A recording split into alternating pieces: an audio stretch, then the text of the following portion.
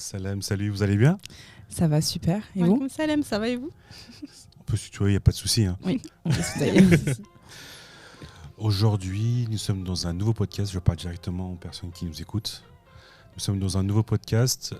Nous allons parler des jeunes qui s'engagent socialement et surtout les jeunes dames. Parce qu'aujourd'hui, il y a deux associations qui sont avec nous. Aujourd'hui, on est avec qui?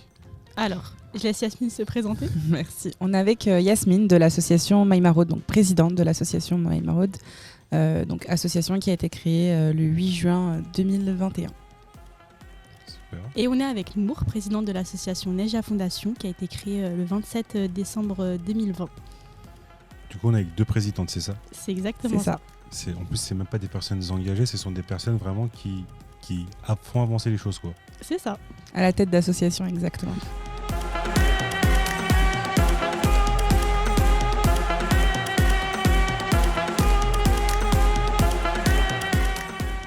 Et en dehors de vos assos, vous êtes qui? En gros, qui sont... vous êtes qui, quoi? Qui sont ces présidentes? C'est ça. Du coup, pas présidente. En tant que personne, vous êtes quoi? Vous faites quoi dans la vie? Qui es-tu, Nour? Alors, qui suis-je? Déjà, j'ai 21 ans. Je suis étudiante enseignante. J'habite à Villiers-sur-Marne. Moi, de mon côté, j'ai également 21 ans. Je suis en 3e année de licence AES, donc Administration économique et sociale, à l'université La Sorbonne. Et j'habite dans le 19e arrondissement de Paris. Ah oui, ça fait 21 ans, ça fait... Pour 21 ans, vous êtes prof étudiante. En même temps, vous êtes présidente et vous êtes active. Moi, je dis Mashallah. Hein. Allahumma barik. Allahumma barik de nous. Exactement. C'est ça. C'est une vie très active, une vie à 200 km/h, mais on aime ça. On aime ça, c'est vrai. On lâche rien. Déjà, pourquoi vous avez lancé vos assos? Pourquoi vous êtes engagé, quoi? Alors, moi, une des premières choses qui m'a motivée à aider les autres, c'est en fait, je me suis rendu compte qu'à notre échelle, on pouvait énormément faire bouger les choses. Et je me suis dit, au début, j'ai commencé par faire des actions à droite, à gauche à mes 16 ans, quand j'avais seulement 16 ans. Et je me suis dit, mais pourquoi pas en fait, ouvrir une association pour sensibiliser un maximum de personnes et justement faire de nos bénévoles une des sources de bonheur de personnes qui sont dans le besoin. Moi, de mon côté, j'étais également investie dans l'associatif, mais à échelle individuelle. Et je voulais en fait pouvoir mettre la force de tout le monde à contribution. Et je pense qu'on est plus fort quand on est rassemblés, quand on est unis. Donc je trouvais que le fait d'être tous ensemble permettrait d'accentuer, d'accroître la productivité et donc du coup de pouvoir encore plus aider. Et moi, c'est suite à une épreuve de la vie qui m'a fait me rencontrer que en fait... on n'a pas forcément beaucoup le temps pour œuvrer et on ne sait pas quand est-ce que la mort ou la maladie peut prévenir. Et du coup, moi, c'est l'histoire de My Maraude, elle a été créée suite à un événement assez tragique de ma vie qui a fait que j'ai décidé d'en ressortir plus forte et de pouvoir en fait contribuer à faire du bien et être pourquoi pas la porte, le sebeb du khir. Mashallah. Et généralement, c'est toujours à cause de certains problèmes qu'on peut avoir, certaines difficultés. Qu'on ouvre les yeux. Qu'on ouvre les yeux, parce que malheureusement, on est tous à fond dans la dunya, on est à fond dans la vie, en train de les cours, le boulot, le métro boulot dodo qu'on peut dire. Mais on voit et on sait que malheureusement qu'il n'y a pas que ça dans la vie, quoi. C'est ça. Et c'est pour ça que vous êtes lancé. Et une petite question, pourquoi avoir lancé votre propre asso et ne pas avoir intégré et être actif dans une asso? On est aussi actif dans plein d'autres associations. D'ailleurs, on est toutes les deux bénévoles d'une association qui s'appelle La Marche à Suivre. Et moi, pour ma part, je suis bénévole aussi dans d'autres associations pour les soutenir, pour les aider. Ça fait toujours plaisir aussi de venir des fois en tant que bénévole et de ne pas avoir le poids et les responsabilités d'une présidente d'association. Et pourquoi avoir lancé sa propre association? Comme je l'ai dit, en fait, ça permet de sensibiliser plus de monde, de faire en sorte que des personnes se réunissent pour la même cause. Seul, on va plus vite et ensemble, on va plus loin. Moi, de mon côté, je me sentais prête à prendre les directives d'une association. Je me sentais prête à pouvoir mettre des projets en place, de pouvoir mettre de pouvoir en fait amener en fait des nouveaux projets et du coup de pouvoir encore plus aider et contribuer, être au front entre guillemets un peu, être sur le devant pour les projets. Et avant tout, dans notre association, on est avant tout des bénévoles. On est présidente dans le statut, dans l'étiquette, mais sinon, on est sur le terrain, on est comme eux, on s'investit autant qu'eux, on aide autant qu'eux, on porte autant qu'eux. Ouais, mais question responsabilité, c'est pas la même chose, je pense. Non, c'est ça. Après, niveau paperasse, responsabilité. Niveau organisation aussi. Ouais. C'est comment du coup? Par exemple, pour organiser une maroute, il y a beaucoup de choses qu'on doit faire en amont. Déjà, acheter des courses, récolter les dons, se déplacer, porter par exemple des bouteilles d'eau. C'est pas facile quand on est une femme de porter 100 bouteilles d'eau toute seule. Heureusement qu'il y a des bénévoles aussi d'ailleurs qui sont là pour nous aider. Mais ça prend beaucoup de temps, surtout quand on a une vie à côté. Comme j'ai dit, on est étudiante, on travaille à côté, on a une vie familiale, on a des amis à côté, on a une vie sociale. C'est vrai que des fois, c'est pas forcément facile, mais quand on a vraiment la volonté d'aider, on trouve du temps. Du coup, le temps, je vais revenir, mais le temps, vous le trouvez où? Parce que vous dites que vous êtes présidente, vous avez vos propres boulots ou écoles, et en même temps, vous êtes bénévole dans d'autres assos. L'organisation, c'est la clé de la réussite. En vrai, on a toujours du temps. Il faut juste trouver une motivation au fond de soi. C'est ça, en fait, c'est peut-être du temps où les autres vont être sur leur téléphone, sur les réseaux. C'est ça. Ils vont pas forcément utiliser leur temps à bon escient. Nous, ça va être du temps où on va contribuer. Et même quand on a un petit peu de fatigue, on va préférer vouloir aller dans d'autres associations en tant que bénévole pour leur donner un coup de main plutôt que rester se reposer. Après, moi, je peux pas dire plus que ne serait-ce qu'hier, en fait. Je suis rentrée à 2h du matin, je devais faire une mission pour l'asso et je me suis levée à 8h. J'ai enchaîné encore avec une grosse journée. C'est ma semaine de vacances universitaires et pour moi, c'est loin d'être des vacances. Au contraire, c'est la semaine où tu es à fond pour l'asso, c'est ça? C'est ça. C'est la semaine où je dors très peu, où je révise entre deux missions. Je suis avec mon ordi en voiture et je travaille. Je suis toujours en train de faire quelque chose. En vrai, c'est ça. Franchement, même moi, je suis tout le temps active, tout le temps en train de faire des choses. Des fois, je me pose sur mon téléphone 5 minutes et je me dis, franchement, ces 5 minutes-là, je pourrais les utiliser pour faire des choses, des choses beaucoup plus utiles. Je culpabilise limite. D'un côté, c'est bien si tu arrives à le voir, ça, parce que malheureusement, aujourd'hui, avec les réseaux sociaux, on est tous à fond sur... on se rend pas compte sur les réseaux sociaux, surtout. C'est ça. On a bientôt une vidéo qui va sortir ou qui est déjà sortie. Si elle est déjà sortie, je vous mets le lien qui est juste en haut.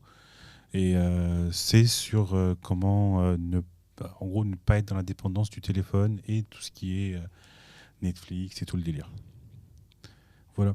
Et je voulais vous demander aussi, vous êtes jeune présidente dans le monde de l'associatif et en tant que jeune présidente, jeune femme, c'est pas difficile? Oui. Même moi, je trouve que... honnêtement, je trouve que... Avant de commencer, j'ai vu vos regards. on s'est comprises. Oui, alors un gros oui. Oui, c'est très difficile. Alors pour ma part, c'est compliqué parce que le monde associatif, c'est un monde d'hommes. Quoi qu'il, c'est un monde où le business, c'est entre hommes, où discuter de grosses sommes, c'est les hommes, où porter, c'est les hommes. C'est les hommes, clairement. Diriger des équipes, c'est les hommes. Aller dans des lieux risqués, c'est les hommes. Et donc du coup, être une femme, on est souvent regardé avec admiration d'un côté, mais aussi avec un petit peu de méfiance. On doute un peu de nos capacités, on va peut-être un peu nous sous-estimer, on va plus devoir prouver qu'un homme. Après, moi, personnellement, je suis femme, voilée, jeune, donc je cumule, entre guillemets, les stéréotypes, les clichés. Donc, les galères. Je suis l'exemple de la femme qui ne rentre pas dans les codes de la société, comme on l'entend aujourd'hui. Parce que aujourd'hui, je suis une femme voilée à la tête d'une asso avec près de 130 bénévoles. Et j'arrive, en fait, à côté à faire mes études, à être active et à diriger une équipe avec des hommes qui sont peut-être parfois plus âgés que moi. Et j'arrive à me faire respecter. Et ça, c'est très important aujourd'hui. C'est en fait, qu'on soit un homme ou une femme, nous, c'est pas le fait d'être une femme qui nous a retenu de créer une asso. Au contraire, moi, justement, si je peux encourager d'autres femmes à le faire, on ne sera pas contraint à rester dans une case. Moi, je pense qu'on peut faire ce qu'on veut tant qu'on en a la motivation. Et après, ça coule de source. C'est ça. Après, on s'habitue en fait à force. Mais c'est vrai qu'être une femme dans le monde associatif, c'est pas forcément facile. Comme l'a dit Yasmine, elle a dit exactement ce que je pense. Des fois, diriger juste par exemple des personnes qui sont plus grandes que soi, parce qu'on est jeune, on a 21 ans seulement. des fois, on l'oublie, je pense. Mais quand on dirige des personnes qui sont plus grandes que soi, ou des hommes, tout simplement, il y a des personnes qui vont pas supporter vraiment, elles vont se dire, mais voilà, elle est plus jeune que moi, en fait, pourquoi elle me donne des ordres et à chaque fois, enfin moi, ça m'est déjà arrivé plusieurs fois. Par exemple, j'avais une femme qui était âgée de 35 ans, qui m'a regardée, qui m'a dit, oui, mais en fait, là, tu me donnes un ordre, mais je suis plus grande que toi. J'ai regardé, j'ai dit, écoute, là, on parle, toi, t'es bénévole, je suis présidente d'association. Si je te dis ça, c'est parce que j'ai l'expérience et je sais ce que ça fait. Donc, s'il te plaît, genre, en gros, mets mon âge de côté, mets ma vie de côté, mets ma casquette, enfin ma vie à côté, et voilà, et concentre-toi sur ça, en fait. On est là pour la même raison. C'est ça, en dehors de donner des ordres ou en dehors de, je pense, d'une hiérarchie, c'est vraiment parce que si vous êtes là en tant que bénévole, en train de faire par exemple une maraude, c'est pas pour... toi, c'est pas parce que tu veux être présidente que tu fais une maraude, c'est vraiment pour aider les gens, quoi. C'est exactement ça. Et si toi tu dis de faire ça, c'est pour pouvoir faire avancer les choses, quoi. C'est pour pouvoir coordonner les équipes, ou voilà, on a un vécu particulier, on sait à peu près ce qui est bien et pas bien à force de faire des maraudes. En général, toutes les associations, elles peuvent témoigner de ça. Les premières maraudes, c'est toujours une catastrophe. Je sais pas si tu...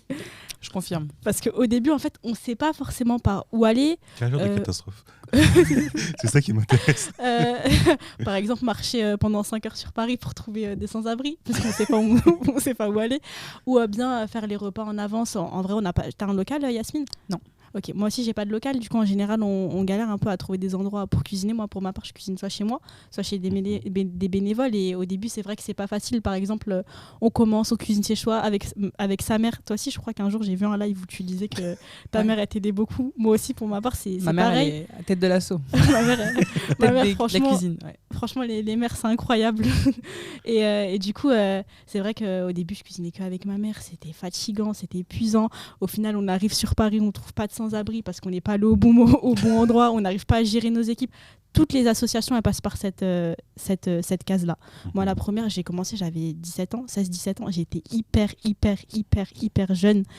En plus je paraissais encore plus petite que mon âge, du coup j'avais du mal à... C'était ta propre asso? C'était pas alors c'était mes premières maraudes. Comme j'étais mineure, j'avais pas le droit d'ouvrir une association. Il faut être majeure pour ouvrir une association. Mais c'était mes premières maraudes avec mon entourage ou avec des gens de ma classe, de mon lycée à cette époque. Mais c'était ton initiative? Oui, c'était mon initiative. Je voulais aider les gens. Je me souviens, je disais à mes 16 ans, j'ai un rêve, c'est d'ouvrir mon association plus tard. Et au final, franchement, alhamdoulilah, j'ai ouvert et voilà, ça s'est passé. Et comme galère? Moi, comme galère, je trouve que l'organisation, à proprement parler, c'est une chose dans la vie privée, mais c'est toute une autre chose dans la vie associative. Donc, organiser une maraude, comme elle l'a très bien dit, Nour, il n'y a pas que préparer, récolter des dons, collecter, acheter. Il y a aussi gérer une équipe, gérer des imprévus, gérer des bénévoles qui nous plantent à la dernière minute, gérer des problèmes de voiture, une voiture qui tombe en panne, arriver sur place et pas savoir comment procéder à une distribution. Il faut savoir que distribuer à des personnes qui ont faim, ça s'apprend en fait. On ne peut pas venir, et c'est pour ça d'ailleurs que c'est interdit de le faire. C'est hyper important de venir avec une association, avec une structure, une organisation déclarée à la préfecture, parce qu'on est face à des personnes qui ont faim, et quand on a faim, on ne réfléchit plus avec notre cerveau, on réfléchit avec notre ventre. Et en fait, on est déjà allé dans des lieux où en fait, c'est très très... la tension est très palpable, et du coup quand on arrive là-bas et qu'on ne sait pas comment procéder pour une distribution, on nous tombe dessus. C'est le cas de le dire, parce qu'en fait on sait pas leur dire de faire de fil, on sait pas où donner de la tête. Quand on a 200 personnes autour de nous, c'est compliqué à gérer, on se retrouve vite dépassé par les émotions, les événements. Ils ont faim, moi c'est ce que je dis toujours à mes bénévoles, c'est qu'ils ont faim, donc il faut les comprendre. Si moi j'avais pas mangé depuis 4-5 jours, j'aurais peut-être été comme eux, sûrement même. Moi je leur donne l'exemple du Ramadan, je leur dis regardez à la fin de la journée du Ramadan comme on est sur les nerfs. Eux ils ont peut-être 48 heures de jeûne à leur actif, si ce n'est plus. Donc c'est normal en fait d'être aussi en tension, en fait, si je peux me permettre, et voilà, c'est compréhensible. Mais c'est vrai que niveau organisation, voilà, il y a des choses qu'on peut prévoir à l'avance, et il y a beaucoup de choses qui arrivent un peu comme ça, qui tombent. Il faut savoir vraiment improviser. C'est ça aussi la casquette d'un président d'asso, c'est sur le coup, quand on nous plante, quand il y a un problème, quand il y a un accident, quand il y a quoi que ce soit, il faut savoir prendre une décision en moins d'1 minute, en ayant la tête et pas les émotions qui nous dépassent. Et, ça, c'est hyper important. Parfois, on nous réveille pendant la nuit. Moi, ça m'est déjà arrivé qu'on me réveille pour me dire « Yasmine, il y a une famille à la rue ». À ce moment-là, en fait, il ne faut pas se laisser déborder par les émotions. Il ne faut pas faire de choses qu'on regrettera. Il ne faut pas prendre de décisions par exemple, je sais pas, décider de leur payer 7 nuits d'hôtel d'avance parce qu'on veut le faire alors qu'au final, on ne sait pas s'ils vont y rester. Voilà, il faut vraiment se poser. Et cette maturité-là qu'on a et ce recul-là, ça s'apprend sur le terrain et on ne peut pas l'avoir dès le début, dès le départ, ça c'est sûr. Ça, c'est franchement, elle a tout dit. Une maraude, ça se passe jamais comme prévu. Mais ça se passe. On peut prévoir 1000 choses en avance. Il y aura toujours des imprévus en fait, comme les bénévoles qui nous plantent ou voilà. Malheureusement, il y a des personnes qui ont faim. Donc, je sais pas si tu as déjà fait des maraudes à Porte de Bervilliers. Je crois que tu en as déjà fait. Moi, c'est mon secteur, Porte de la Villette. Porte de la Villette, Porte de Bervilliers. Moi, j'en ai déjà fait à Porte de Bervilliers. Je me souviens au début, c'était hyper compliqué. On se faisait encercler. Et voilà, je déconseille fortement d'ailleurs aux personnes qui se lancent dans le monde associatif, qui sont que 2, de commencer à Porte de Bervilliers. Parce que c'est... Ça sent le véhicule, en c'est pas facile, franchement. Faut avoir une réorganisation, il faut être une association, faut savoir où mettre sa tête, il faut savoir où se poser pour pas trop se faire encercler. Il faut avoir des bénévoles hommes et des bénévoles femmes, mais il faut avoir surtout des hommes à Porte de Bervilliers parce que c'est vrai qu'on est des femmes, mais on n'a pas la force d'un homme s'il nous arrive une galère. Moi, de ce côté-là, je suis déjà à la Porte d'Aubert ou Porte de la Villette qu'avec des femmes. Parce que je me suis déjà retrouvée face à une situation où j'avais pas d'hommes. Et c'était soit la maraude est annulée, donc soit on s'assoit sur 150 repas, ou soit on n'y va qu'avec des femmes. Et moi, j'ai pris la décision et la responsabilité d'y aller qu'avec des femmes, et on était 5. Et tout le monde m'a regardé un peu avec méfiance en me disant « Yasmine, t'es sûre de ce que tu fais ?» Et oui, j'étais sûre, parce que je pense que homme ou femme, on y va. Moi, j'attendrai pas de faire une action parce qu'il n'y a pas d'hommes. J'attendrai pas les hommes pour faire une action plutôt. Je pars du principe que, en fait, quoi qu'il, on y va. On y va et puis on voit comment ça se passe sur place. Et après, on est souvent facilité, sans mentir. Donc, on appréhende beaucoup au début, mais après, ça reste des êtres humains comme tout le monde. Après, c'est des endroits, en fait, où ce qui est dommage, et ça c'est vraiment important de le dire, c'est que c'est des endroits où les assos ont peur d'aller, généralement. Ça, c'est vrai. Et en fait, ça alimente le fait que moins d'assos y vont. Donc quand une asso y va, c'est tellement rare et ils ont tellement faim, du coup, que c'est sauvage. Donc si plusieurs assos, si les assos iraient plus, par exemple, moi je cite Porte de la Villette parce que c'est l'endroit le plus tendu de Paris, pour moi en ayant fait à peu près tous les endroits de Paris, si beaucoup plus d'assos iraient donner à manger à Porte de la Villette où il y a près de 500 personnes, il y a 2 camps, on a un camp à côté de la mosquée et un camp à côté du périphérique intérieur, si on irait plus à Porte de la Villette, ça permettrait en fait de réduire un peu cette tension-là qu'il y a. Mais vu que, étant donné qu'il y a peu d'assos qui y vont, en fait quand on y va, on est peut-être l'asso qui tous les 2-3 jours qui passe. On se relaye entre assos, on n'est pas là tous les 2-3 jours, mais voilà, c'est assez compliqué. Donc en fait, c'est aussi la manière de gérer les choses. On essaie de pas faire du gaspille. Donc entre nous, on va pas aller dans une zone où il y a déjà une asso qui est passée. Ça, c'est important aussi d'être réaliste, même si on n'a pas de zone à proprement parler. Il n'y a pas une zone qui appartient à tel ou tel asso. On est tous là pour la même chose, apporter une aide alimentaire, hygiénique, mentale, psychologique, tout ce qu'on veut, matériel, mais en tout cas, les aider. Et pendant vos maraudes, le côté humain, les personnes qui sont généralement SDF aussi, ça fait quoi? Comment ça vous... Est-ce que ça vous touche déjà de voir ces personnes-là? Parce que le jour, j'ai un ami qui a fait une maraude, il m'a dit, j'ai vu une famille avec un bébé qui est dans la rue, quoi. Et comment ça vous touche personnellement, psychologiquement, émotionnellement? Ça nous ouvre les yeux, mais moi ça m'a littéralement ouvert les yeux sur la vie. Je me suis dit mais comment je peux encore oser me plaindre d'une chose quand on voit ça? Mais c'est vrai qu'on fait des rencontres extraordinaires, on lit des liens avec certains sans-abri, on a encore plus envie de les aider, du coup on a encore plus envie de revenir dans tel endroit, telle zone pour les retrouver, pour pouvoir les aider. Je sais que dans mon association on s'implique aussi dans la vie des sans-abri.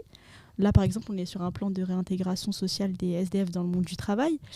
Et du coup, il y a beaucoup de social. Ça fait du bien de discuter avec des personnes qui n'ont pas forcément la même vie que nous, de les écouter, de les aider, de partager des moments. Il y a des personnes, on ne s'en rend pas compte, mais on peut faire des rencontres incroyables. Un jour, j'ai rencontré un SDF qui avait fait la Seconde Guerre mondiale. Et du coup, pendant 30 minutes, on était en train de discuter de ça. Et à chaque fois, les rencontres, chaque maraude, je suis touchée par les rencontres que je fais. Est-ce que, à part la personne qui a vécu la Seconde Guerre mondiale, est-ce qu'il y a une personne qui t'a impressionné? Moi, oui, franchement, oui. C'est un homme qui s'appelle Lardar. Et il habite dans sa voiture sur un parking à Créteil. Et en fait, cet homme-là, il a une famille, il a une femme, il a ses enfants. Et il est venu à Paris pour trouver du travail parce que du coup, là où il habite, enfin là où ses enfants habitent et sa femme habite, il n'y a pas de travail. Et faut savoir que sa femme et ses enfants ne savent pas qu'il habite dans une voiture. Enfin, il pense qu'il habite dans un studio à Paris. Et c'est incroyable comment il a toujours ce sourire, cette motivation. Et tout le temps, à chaque fois quand je vais le voir, il me dit, mais en fait, j'ai pas le choix. Moi, je dois nourrir mes enfants, je dois nourrir ma femme. Je me lève chaque matin comme tout le monde, je vais au travail. Il travaille dans le bâtiment. Et c'est incroyable. À chaque fois que je vais le voir, il me propose du thé dans sa petite voiture. Hein. Des fois, on discute avec lui, avec les bénévoles. On se pose autour de sa voiture. On discute, on parle de la vie, on parle des aléas de la vie.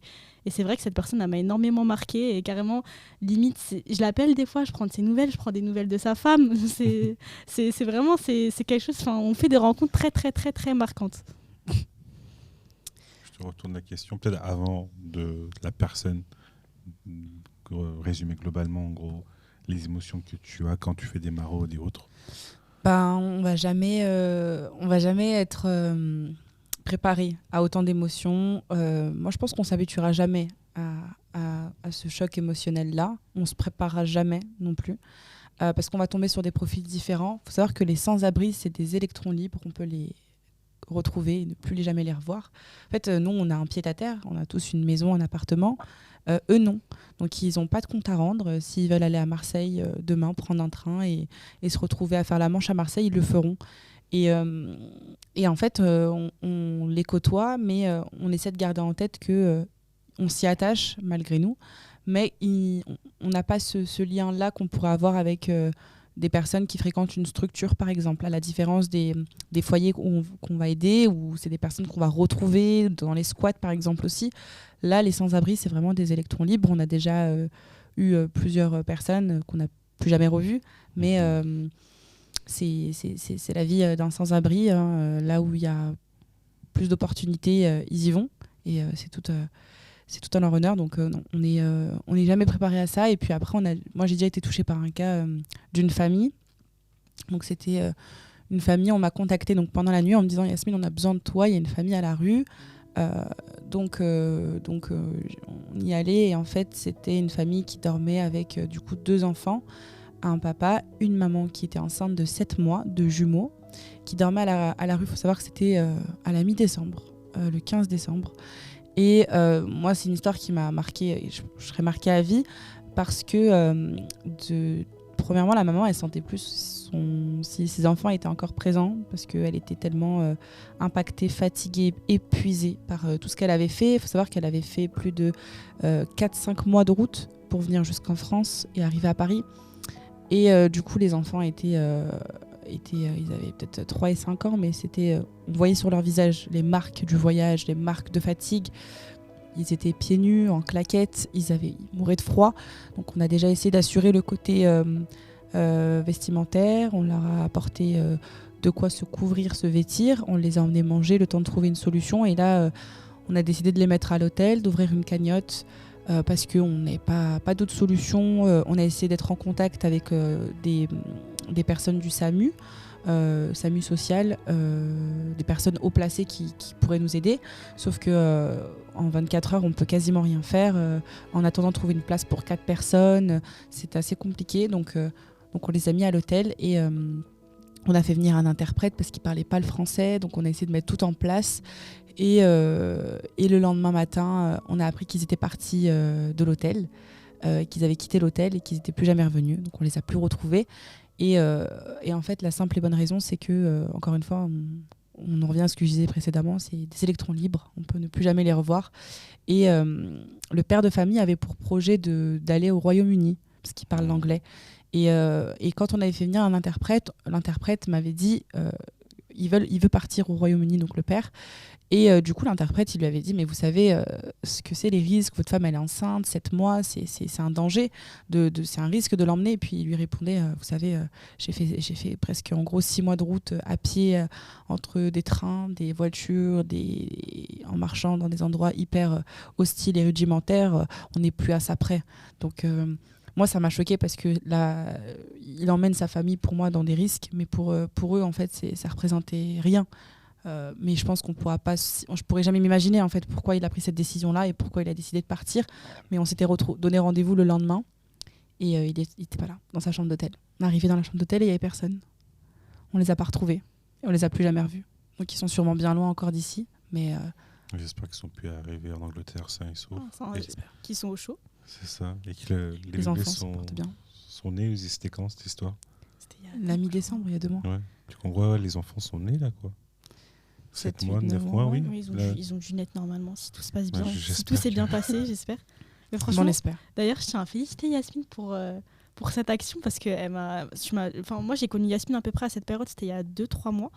Et tu m'as énormément touchée, elle était tellement motivée, elle était démenée, elle contactait plein d'associations à droite, à gauche et ça m'a énormément touchée, même elle était un peu déçue. Je me souviens que tu étais déçue le lendemain quand ils sont partis. Parce que non, j'ai dû faire un communiqué parce que du coup moi j'avais fait une collecte de dons et j'ai eu tout l'Île-de-France qui s'est démené à me ramener en bas de chez moi des dons en espèces, des virements et tout. Et en fait, quand le lendemain on arrive et qu'il n'y a personne, c'est une déception pour moi, mais c'est aussi une déception parce qu'on a une image à tenir au niveau associatif. Ça nous décrédibilise un peu de savoir que les personnes qui donnent, elles ne savent pas tous que c'est des choses qui arrivent. Pour elles, parfois, c'est des choses qu'on est censé prévoir, nous, en tant qu'asso, sauf qu'on ne peut pas le prévoir. Donc, c'était compliqué pour nous de faire un communiqué. Bon, on l'a fait directement, j'ai demandé à mes équipes de le faire. Et c'est vrai que j'étais triste, je me suis mis off 2 jours, j'ai demandé à ce qu'on me laisse tranquille. J'ai laissé mes équipes gérer les réseaux, parce qu'on a reçu beaucoup de messages d'assos, de confrères, consoeurs qui disaient tout va bien, c'est des choses qui arrivent. C'est vrai qu'on est une asso, on a 9 mois, donc on a encore des bébés dans ce monde-là. Mais nous, moi, ça m'a vraiment impactée. Je m'étais démenée. Puis c'est vraiment le côté. Là, c'est Yasmine dans le privé qui a été touchée. J'étais vraiment, pour le coup, pendant 2 jours, j'étais dans le mal. J'étais vraiment à terre. J'avais du mal. J'étais marquée. J'étais allée avec des jeux pour enfants. J'avais acheté des jeux la veille pour les petits garçons, des voitures et tout. Et quand je suis arrivée avec mes sacs dans la chambre et que j'ai trouvé personne, je pense que je m'attendais à tout sauf à ça. Après, bon, c'était mania, c'était comme ça. Mais j'ai pris 2 jours à m'en remettre quand même. Et pendant 2 jours, non, j'étais pas bien. Ça m'a vraiment impactée. Et est-ce que après des actions comme celle-ci ou d'autres coups durs, vous vous êtes dit non, c'est bon, j'arrive plus à faire, un peu plus, ou au contraire à chaque fois ça vous remotive en plus, ça remotive. Et après ça rebooste. Franchement, ça... La motivation, elle est au maximum. En fait, on se dit que nous, on a fait notre part du marché. On a fait ce qu'on avait à faire. Après, on ne peut pas tout avoir en notre possession. Et dans cette vie-là, de toute façon, on n'a rien en notre possession. On n'a pas les tenants, les aboutissants de tout. Donc, on essaie d'œuvrer au maximum avec la bonne IA, avec des bonnes intentions. Après, s'il y a des choses qui ne se passent pas comme prévu, c'est que c'était comme ça et que ça devait l'être. Donc, moi, de mon côté, et je pense que c'est la même chose pour nous, j'en suis convaincue, on est des guerrières dans la tête. On est prête à affronter plein de problèmes en fait. On sait que ça va arriver et je pense que le problème que j'ai vécu, je vais revivre d'autres situations si ce n'est peut-être pire. En fait, ça peut que l'enrichir parce que du coup, ça lui fait une expérience. Et elle sait que la prochaine fois, peut-être que je ferai différemment. Que voilà, elle fera différemment, elle a vécu une chose et elle saura rebondir encore mieux la prochaine fois. Et en fait, il y a souvent moi, j'ai déjà rencontré plein de la même chose que Yasmine il y a 3 ans ou 4 ans. Et je me suis dit, quand j'ai vu qu'Yasmine, ça avait, que voilà, elle était un peu triste et tout, qu'elle avait été impactée, je me souviens, j'avais fait un vocal, j'ai dit, Yasmine, t'inquiète pas, t'as fait de ton mieux. On a vu que t'as fait de ton mieux. Malheureusement, on peut pas toujours tout prévoir et on peut rien prévoir quasiment dans le monde associatif, mais il faut toujours savoir rebondir et c'est ce qu'elle a fait d'ailleurs. Elle fait des actions incroyables, hein. Franchement, n'hésitez pas à les suivre, MyMaraude, Maraude. De toute façon, on mettra tous les réseaux sociaux en description. N'hésitez pas à aller follow les 2 associations et n'oubliez pas aussi, je vais faire un petit instant pub, de vous abonner à la chaîne YouTube, d'activer la notif et commenter et surtout partager aussi autour de vous parce que c'est avec ces actions-là et ce genre de vidéo qu'on va pouvoir montrer ces belles actions, quoi. Du coup, partagez cette vidéo, quoi. On s'abonne et on met un j'aime. C'est ça, likez. La cloche, tout ce qu'il y a comme bouton cliquer, à volonté. Non, c'est important. C'est important pour nous de faire ce genre d'action-là. Et puis, on se soutient aussi pas mal entre assos. C'est ce que j'ai vu, vous êtes vraiment complices et que vous n'avez déjà pas... En gros, c'est... Vous la foutez, quoi. Oui, énormément. Quand on a besoin d'un truc, si par exemple demain elle m'appelle, Yasmine, j'ai besoin de ça, elle peut compter sur moi. Et elle aussi. Ça noue des liens. C'est pas la même chose que la famille, un ami, une connaissance dans le monde professionnel. C'est vraiment un lien unique. En fait, être présidente d'asso, on se comprend sur plein de choses, et puis c'est un cœur pur à qui on parle. On sait qu'on parle à quelqu'un qui nous comprend, et encore plus quand c'est une femme, parce qu'on sait on sait ce qu'on vit en fait. On sait ce qu'on vit, et puis on s'entraide encore plus. C'est vrai. C'est important. C'est très important. L'entraide, le soutien entre associations, ça je le dirai jamais. C'est important de soutenir les autres associations, même les plus jeunes. Moi je sais que j'ai une bénévole il n'y a pas longtemps, elle s'appelle Donia, elle m'a énormément touchée. Elle a ouvert sa propre association qui s'appelle Un sourire pour les démunis. Et ça me touche en fait. Je me dis voilà, c'est une femme, elle a ouvert sa propre association, elle me demande des conseils, je lui donne, je serai toujours là pour elle. Si elle m'appelle, je répondrai. Et c'est important ce soutien en fait. Si on n'a pas de soutien, c'est vrai que des fois on peut avoir comme dans la vie de tout le monde peut avoir des coups de mou. Et je trouve que c'est important de voir ce genre de choses, de se soutenir, de se tirer vers le haut, de s'aider pour pouvoir aller encore plus loin. Ensemble, on est plus fort de toute façon. C'est puis, ça. On s'envoie des bénévoles s'il y a besoin. On est complémentaires. Il y en a peut-être qui auront plus de bénévoles que d'autres.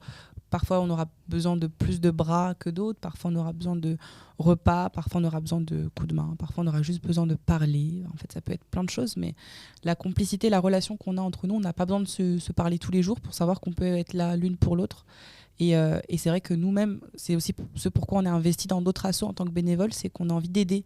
En fait, parfois, on a aussi envie d'être bénévole. Parce que se mettre à la place des bénévoles aussi, ça permet de se rendre compte de pas mal de choses au sein de notre propre association.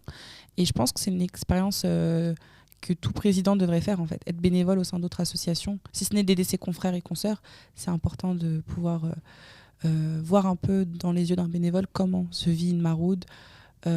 Comme je ne sais pas si je l'ai dit tout à l'heure, mais nous on ne fait pas que des maraudes aussi, on fait aussi plein d'actions, là notamment demain ça je vais en venir, mais avant j'ai juste une dernière question par rapport aux maraudes. Quel est le profil des personnes à qui en gros vous distribuez de la nourriture? Il n'y a pas de profil type, franchement il y a pas de profil type. On peut tomber sur des personnes jeunes à la rue qui se sont fait virer par leur père et leur mère. On peut tomber sur un homme qui vient. Moi, il y a 2 mois, j'ai rencontré un homme à Nation qui venait tout juste de divorcer, du coup, qui s'est retrouvé à la rue. On peut tomber sur des personnes âgées, comme j'ai dit tout à l'heure, la personne qui a fait la Seconde Guerre mondiale. On peut tomber sur des femmes seules et isolées, des femmes avec leurs enfants, des hommes seuls ou bien des hommes avec leurs enfants. Il y a vraiment pas de profil type. Des personnes de toutes les religions, de toutes les origines, de partout, de toutes les régions de la France, du monde même. Enfin, je sais que la famille que tu avais aidée, je crois qu'elle venait de Turquie. Kurdistan. Ok. Du coup, il y a des familles d'un peu partout, qui peuvent venir de Roumanie, comme qui peuvent venir d'Espagne. Il n'y a pas de profil type en fait. Nous, on aide tout le monde. On aide tout le monde. Voilà, ça c'était vraiment un truc hyper important que je voulais dire aujourd'hui, c'est que nous on aide tout le monde. C'est-à-dire qu'on aide un être humain. On n'aide pas une personne d'une ethnie, d'une religion. On donne à manger à tout le monde. On aide enfants, parents, grands-parents, tout le monde. On aide des personnes qui sont en conditions... Qui ont besoin d'être aidées, qui sont en détresse. Par exemple, les toxicomanes, on va dans des camps à Port de la Villette où il y a peut-être 300-400 toxicomanes. On leur donne à manger. Parfois, ils ont une pipe à crack, ils sont en train de se piquer. On leur donne à manger. Ils ont faim, ils ont besoin. Donc voilà, on donne à tout le monde. On regarde pas tout ça. Nous, voilà. On regarde juste le côté humain. C'est un humain qui a faim. On va lui donner à manger. Il n'y a pas que la faim. Il y a aussi...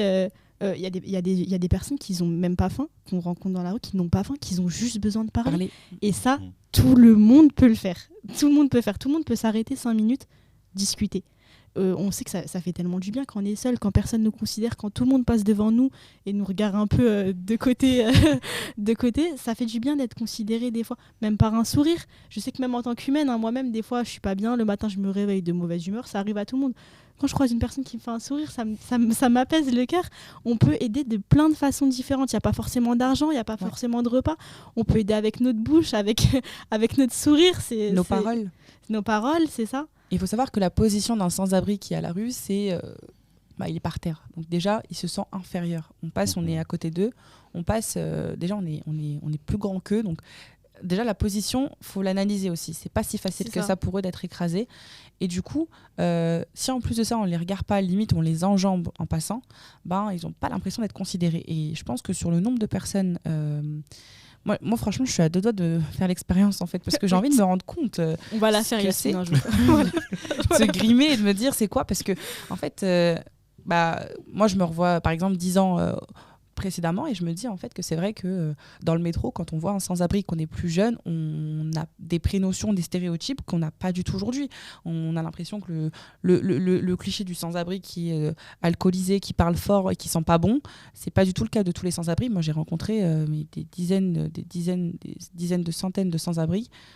Moi, je les vois dans la rue, je me dis pas que c'est des sans-abri, en fait. Parce qu'ils prennent leur douche, parce qu'ils vont au travail. C'est juste qu'ils n'ont pas assez de moyens pour avoir un logement, mais ils sont totalement propres sur eux.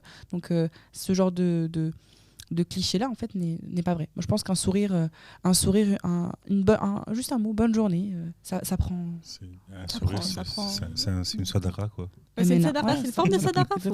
Faut pas l'oublier, franchement. On nous a donné une MNA à notre corps, c'est pour en faire bon usage. Je pense que sourire et faire passer un message, ça prend rien. Du coup, en dehors des maraudes, que faites-vous? Alors, je vais laisser Yasmine commencer. Du coup, demain, tu as un événement. Ouais. Sauf que la vidéo, lorsqu'elle sera publiée, l'événement sera déjà passé. Ouais. L'événement sera déjà passé, Inch'Allah, si Dieu le veut.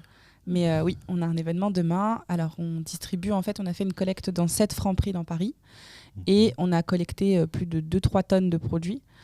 Et du coup, demain, on va distribuer 524 ou plus colis alimentaires.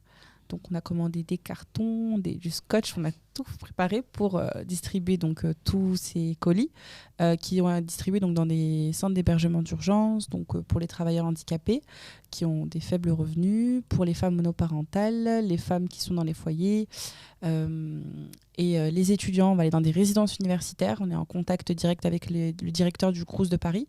Donc, on a l'autorisation d'aller dans des résidences pour distribuer donc, pour les étudiants en précarité. Et du coup, en gros, on a plein de zones de distribution. Donc, demain, on part à un petit cortège de 10 camions et voitures pour aller distribuer dans tout Paris.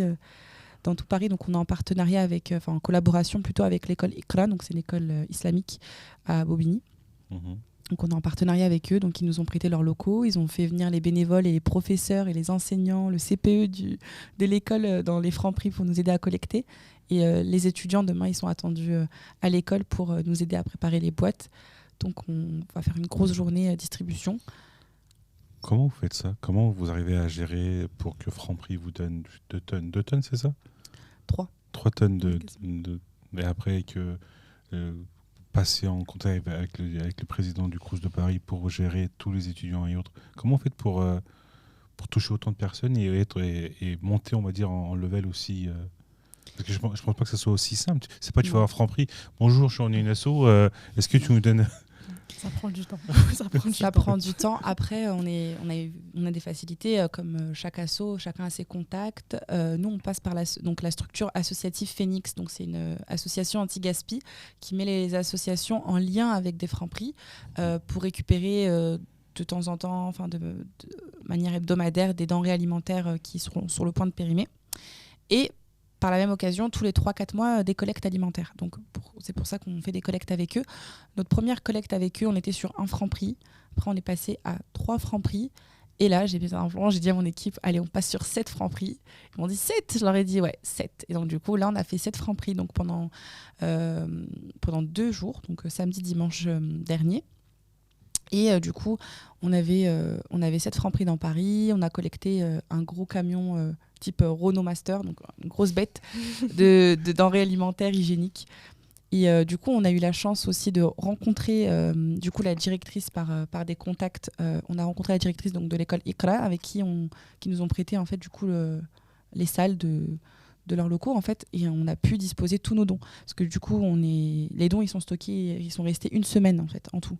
Donc le problème de stockage c'est important pour ce genre d'action là. Si on n'a pas de stockage c'est impossible parce que moi du coup je stockais chez moi dans mon appart, chez ma mère, dans le salon. 3 tonnes. Franchement, j'ai envie de montrer des photos, des vidéos. J'enverrai des photos vidéos. Ouais, je les mettrai sur. Ah ouais, vous allez voir mon salon, mon canapé. On voit vraiment tout. On voit mon salon, mon canapé. C'est même plus un canapé. On voit un canapé rempli de dons. La vidéo, elle est incroyable.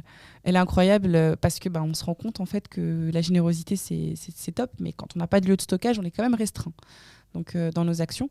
Donc voilà, on a fait 7 Franprix et on a tout ramené. Et en fait, on a encore des dons qui sont arrivés aujourd'hui, de Franprix encore. On a encore des dons de particuliers, d'associations qui ont vu notre action de demain et qui nous ont dit attendez, passez, on a des trucs pour vous. On a des couches, on a des jouets pour enfants.